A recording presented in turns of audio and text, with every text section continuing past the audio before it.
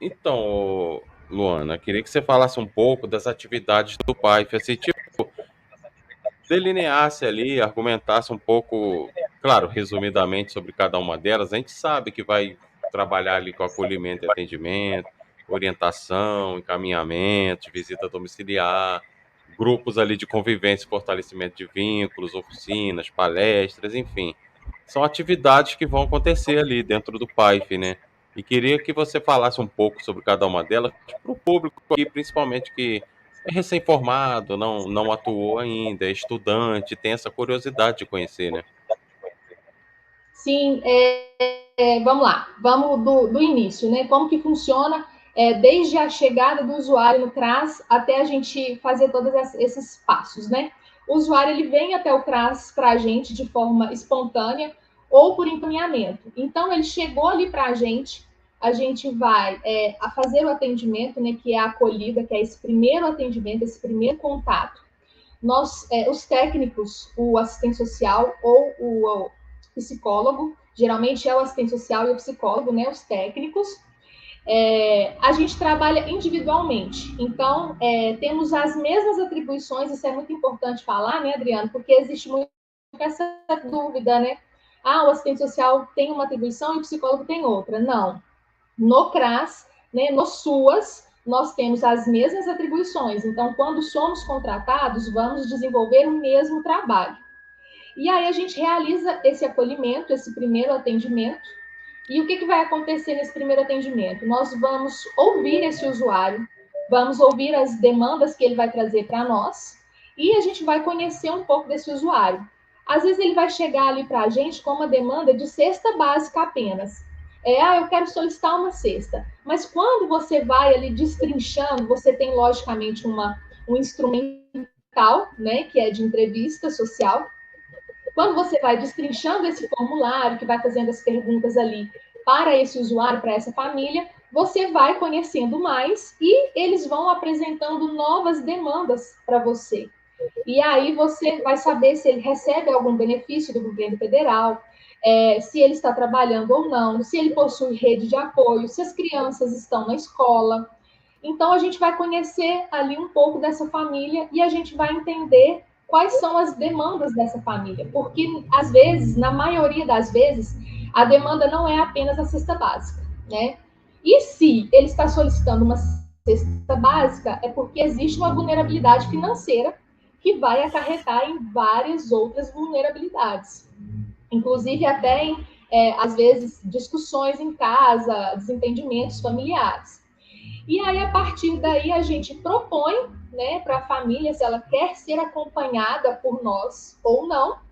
E a partir dessa resposta positiva, nós iniciamos esse trabalho com a família. Então, a gente faz, né, a gente já deixa pré-agendado uma visita domiciliar. Importante a gente sempre combinar, ter esse acordo com a família da visita domiciliar, nunca chegar de surpresa, porque não é o ideal. Então, a gente já realiza essa visita domiciliar para a gente conhecer um pouco do âmbito familiar, das pessoas que residem ali, de onde é esse território. É um território de invasão?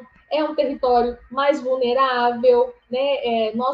Lá onde eu trabalho, por exemplo, a gente tem uma área de invasão. Então, fica bem próximo de um lago, então é um local bastante vulnerável. Tem, às vezes, imunda lá, precisa retirar o pessoal.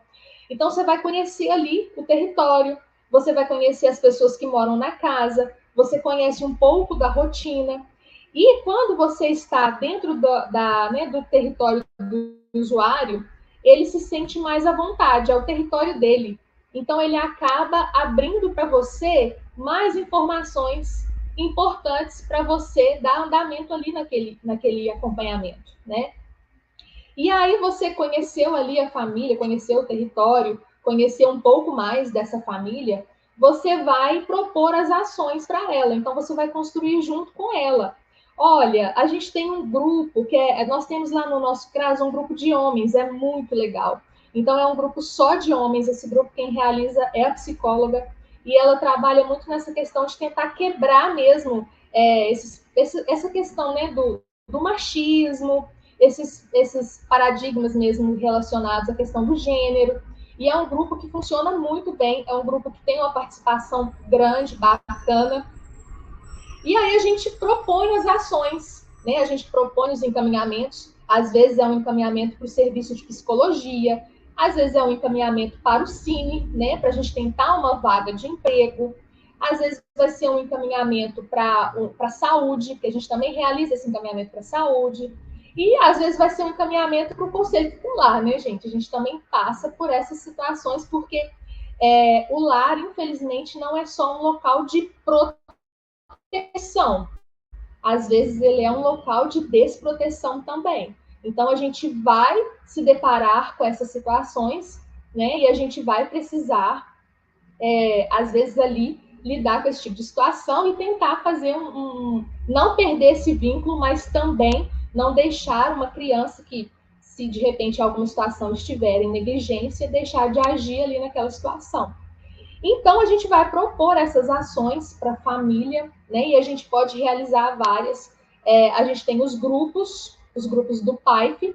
Os grupos do PAIF, eles são realizados pelos técnicos.